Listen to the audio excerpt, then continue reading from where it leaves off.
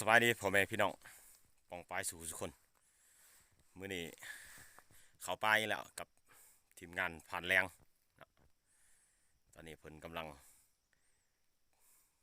ไปนอกขึ้นมือปลาทิ้ง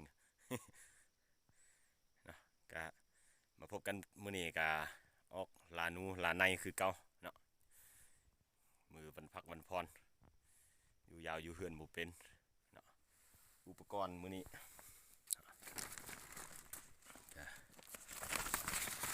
แน่นๆกับเล็กคือเก่าเนาะอุปกรณ์ออกลามื้อนี้กับเล็กกับเย็บเนาะจำนวนมื้อนี้ก็50 ลังเอามามื้อนี้มาลองเบิ่งว่ามันจิหมานบ่มันจิได้บ่เนาะแล้วก็หน้าเก๊กอีกเอาไว้ยามตอนกลางคืนเพื่อเห็นหนูเพื่อจะได้ยิงเนาะไปพบกันอยู่ป่าอุปกรณ์กับเล็กนี่50 ลังเฉพาะเอาเนาะแล้วก็ผ่านแรงอีก3 ถุงผ่านแรงโอ้ถุงมาดูเลยนี่ถุงเขานำเนาะลูกน้าเก็บมาเรียบร้อย2 คนยิงขมิด2 มัดประมาณอยู่30 กว่าลูกมือแล้วถือว่าได้ผลมือแล้วนี่นาเก่งตอนไปออกยามสังเกตได้อยู่หัวนาเนี่ยมันนานี่ก็สีมือเฮ็ดเองอันนี้ก็กับเหล็กผ่านแรงนี่ก็ประมาณอยู่40 ปลาย40 หลังพร้อมอุปกรณ์นอนปลาครบเสร็จมื้อนี้ไปนอนอยู่ป่ากินข้าวปลาถุงหนักสมควรประมาณอยู่12-13 โลตื่มสกับอีกก็รวมกันประมาณ20 กว่าโลไปเบิ่งมื้อนี้ขึ้นเมื่อปลาสิได้ผลบ่หนูกินมะกอหลายช่วงนี้อากาศมื้อนี้ก็ฟ้าบดบ่เป็นเจอปานเด้อแต่เบิ่งพยากรณ์อากาศแล้วเพิ่นว่าตอนแรกนี่สิแดดสิคันแดดก็เสร็จแล้วแหละบักนายบักหนูนี่พอกันอยู่ป่าเด้กำลังขึ้นเมื่อป่าตอนนี้ผ่านแรง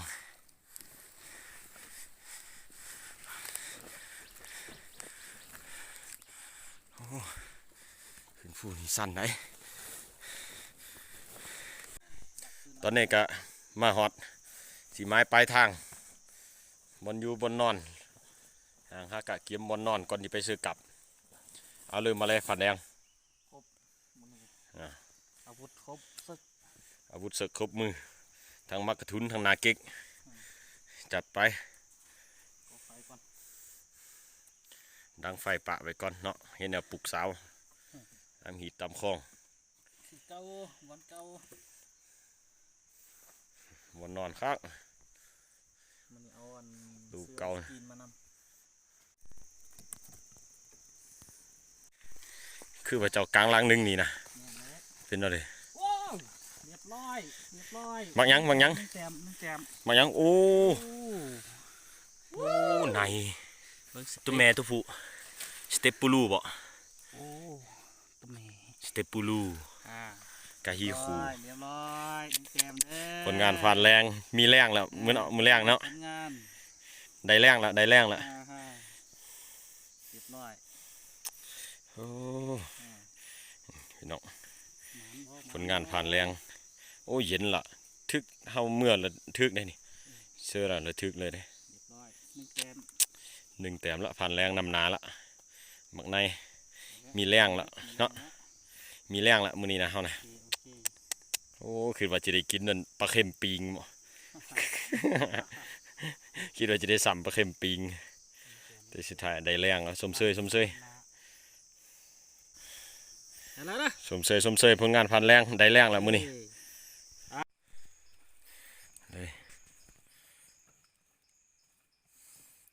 ได้เวลาแต่งแรงตอนนี้มืดค่ำละค่ำมืดปืดตาเห็นยังกินพันแรง ล้ำใน ลำในอ่ะในตัวใดเมื่อกี้นี้ แม่นแหละนี่เด้อจะได้สงวางว่า ปีเนาะ ใส่เต็มเลย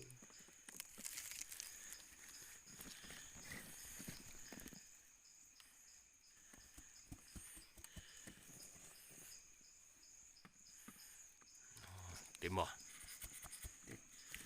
บางหน่อยเนาะ ดิฉันใน โอ้งวงใน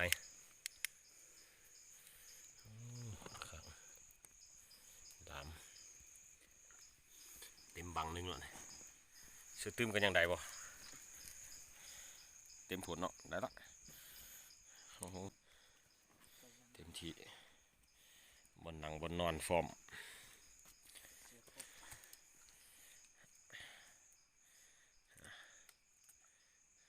ที่เก่าเจ้าเดิมลามเขาน่าจะเป็นแล้วเนาะเขานี่เนาะหนึ่งเขา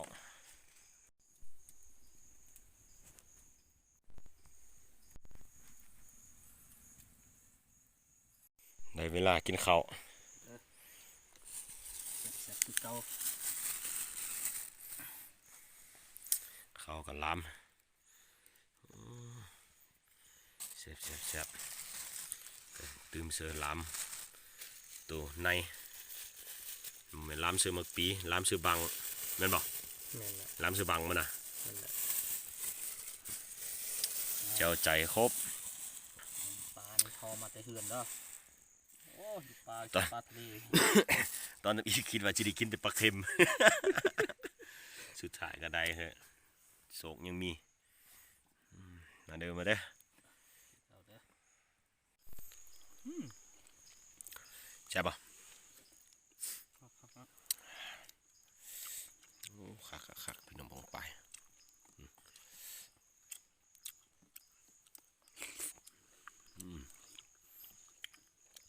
ดอกเขาเนอะ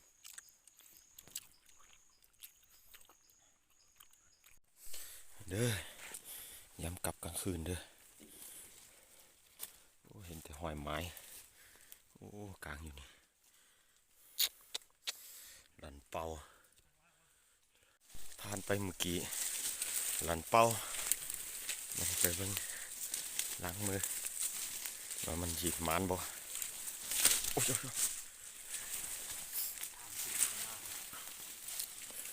ยามกลับกลางคืนเด้อพี่น้องเด้อเฮ้ยโอ้เรียบร้อยนี่โอ้เนาะแต้มเยอะสมควรได้เต็มกำอันเนี้ยคักอยู่อันนี้ตอนดึกเวลานี่ก็11 โมงเวลา11 โมงละหลังจากพยายามกลับมามื้อนี้ก็ได้น้อยนึงเนาะก็พอได้อยู่ทงนึงแต่บ่ฮู้ว่ากี่โตมานับน้ำเดียวเบิ่งว่าได้กี่โตเนาะนับเลยนี่โอ้โหของแท้หนูไว้1 ตัว 2 ตัว 3 4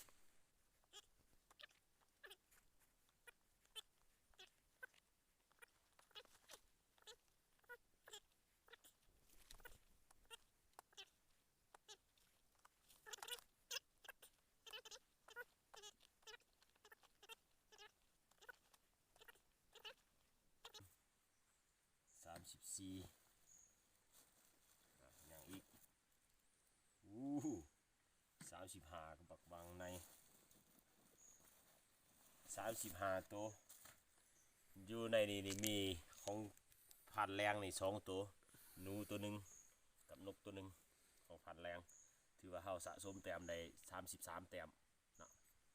33แต้มถือว่าคุ้มค่ากับอยู่50หลัง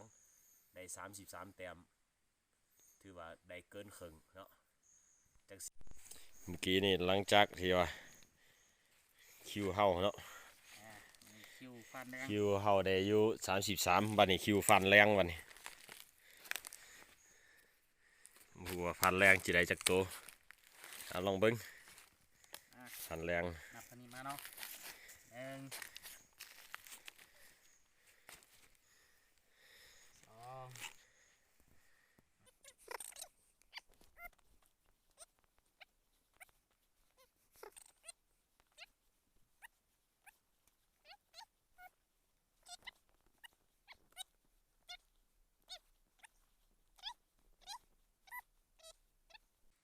27 28ตัว 28เดือนนั้นของเฮาจักโต 2โต เป็น 26 กับเป็น28คือเก่า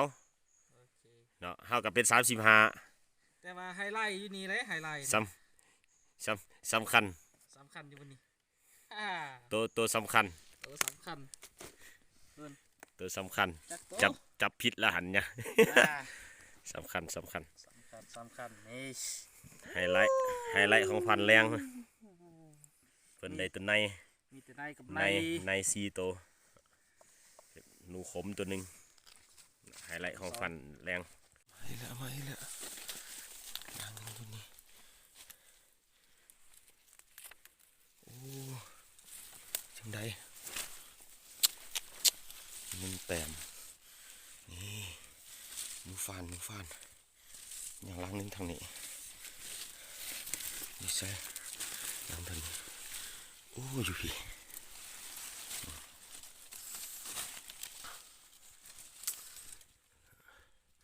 ก็ประมาณนี้ถือว่าสบายดีตอนเสาร์เนาะ ไป ของกันไปยามมาตอนเสาร์เนาะมื้อนี้ยามไปแต่เสาร์ไปแต่ตอน5 โมงไปยามมื้อนี้ผ่านแรงสะสมได้21แต้มเนาะผ่านแรงเนาะผ่านแรง21แต่ไฮไลท์มันอยู่ว่ามันเพิ่นได้5ตัวหนูนี่5ตัวหนูคมสำหรับข้าพเจ้าได้2ตัวหนูคมครับเนาะสะสมแต้มได้24เซอร์21เป็น45เนาะได้45แต้มตอนเสาร์นับทางตัวลงเมื่อคืนนี่ลงบ่ลืมเอาแม่นลงลืมเอา ปานแรงเพิ่นโอ้ดีใจหิวเป้ยๆสุดยอดละสีนแรงเลย มานำในฟ้ามาไหน ตอนนี้กลับถือว่ายังกลางไว้คือเก่าเนาะเพื่ออีกจักหน่อยฟ้าแดดออกนี่จะมีตัวในตัวนั้นออกมาลินเนาะบรรยากาศหอบแคบคักฟ้ากำลังแดดนกกระไรตอนเช้ามื้อนี้ ยังหอบเลิกอีก ยังหอบเที่ยง หอบขึ้นนี่ลอง ถือว่า มาใส่ดู สะสมแต้มไปได้ตอนนี้เมื่อคืน 65 65เซอร์45 110เนาะสะสม110แต้ม ทายลงนี่เลยอยู่มันนี่นะขึ้น ใช้เมื่อคืนน่ะ ขึ้น นี่วะ โอเค โอ้ นี่ได้ขึ้น ถือว่า110ตัวเนาะ110ตัวหากก็กินแต่ตัวเดียวยังหอยเก่าอีกจักหน่อยจะเฮ็ดลามอีกกินข้าวเช้าให้ฟันแรงเพิ่นแตงกิน ไอ้เบิ้ง แตงสู่กิน เด้อ เดี๋ยวผลงานเอาเลยโอ้หนูเป็นขี้อ่ะผลงานทั้งมื้อคืนนี่ น้องเอ้ยพอกตัวในอยู่นี่มืดนี่ โอ้ยยังหอยกับเก่าตัวเนาะตอนนี้เนาะคักบักนี่ก็นี่ในก็มี บักจอนก็มีนกก็มี โอ๊บ ถือกับเหล็กตัวจอนลักกินก่อนจะได้ปิงบ่นก ปีนปิงนกแล้วได้จักโตวนกเนี่ย2 ตัว ปูนโต พอดีปิงกินง่าย ในเด้อ สมใจเนาะสมใจผ่านแรงเนาะ ใจ ได้พ้นมากับผ่านแรงเธอเด้อนี่ ในฟาน ผ่านเจอผ่าน ยิ้มเปื่อยก็ได้วะมึงดู อ๋อ ลองคิดมึงดูมันแม่นอะไรแท้ บักในบักเอฟ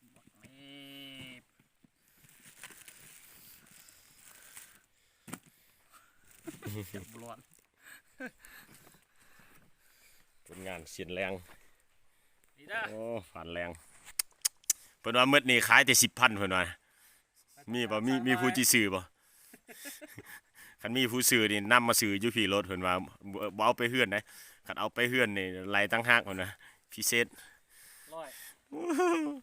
สะใจบ่ คักเด้มาเด้อกินข้าวเสร็จแกงวัง เอาคนคือเก่าเอาคนคือเก่า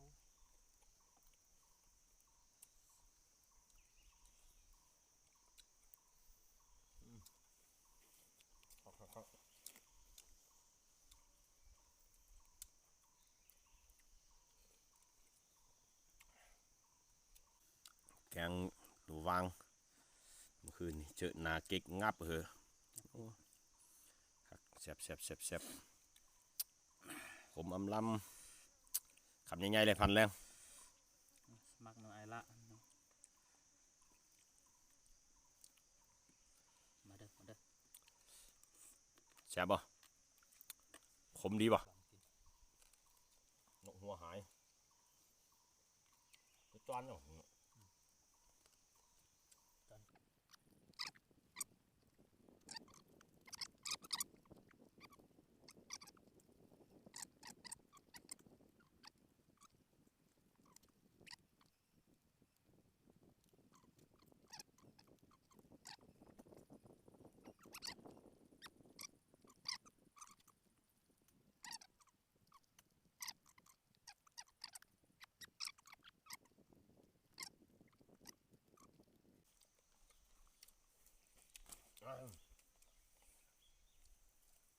หมดเข่าบังนึง บักที่สอง ต่อบังที่2บัดนี้ป้าออกอาย จับได้บ่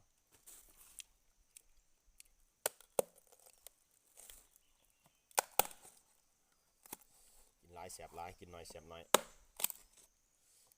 ธรรมชาติ เอ้ย ว้ายออกกัน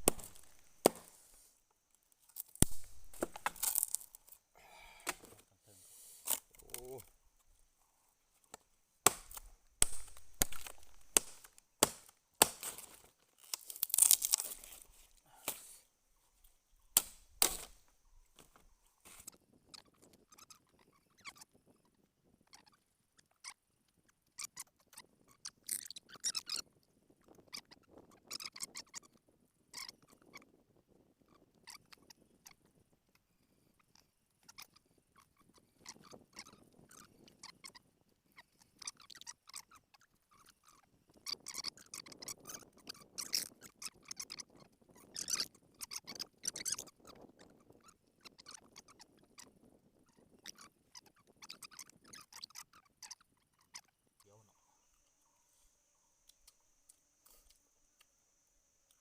ย่อม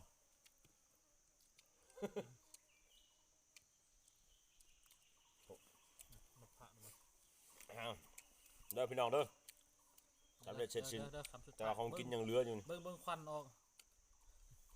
ไว้เจ้าหน่อยไปกูกลับ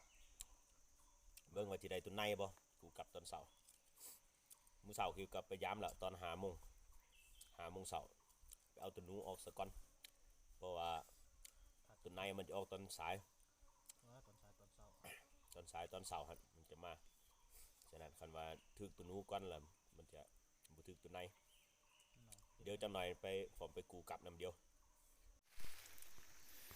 มายามหอบเสามากูกลับหลังจากเมื่อกี้นี่ตอนเสากี่มายามแล้วโอ้บักในนี่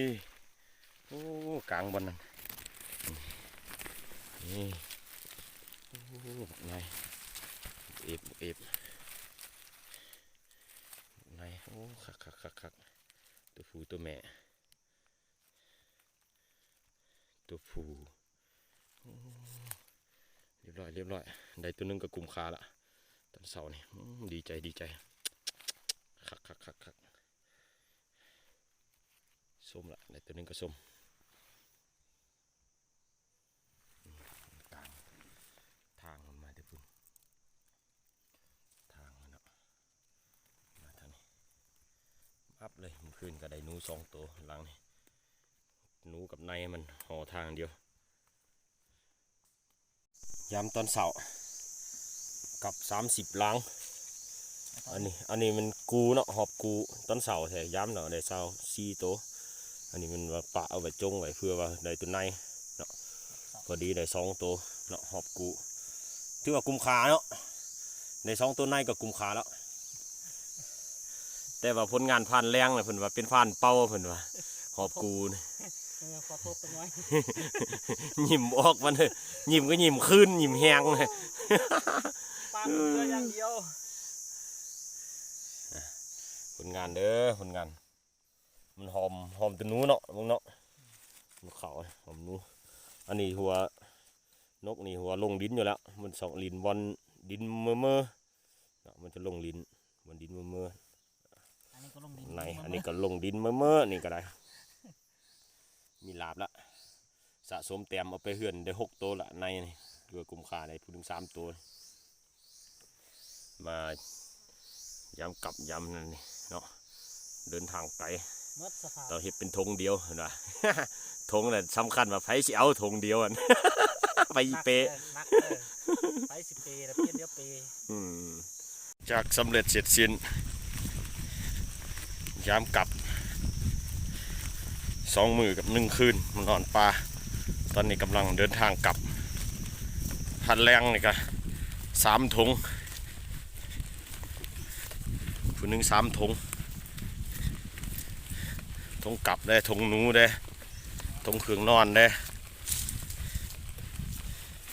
เป็นยังถุงแกงวางอีกตุกนึงอีกโอ้โหสำเร็จเสร็จสิ้นสรุปรวมมือนี่งวดนี่ได้อยู่หอยกับ16 แต้ม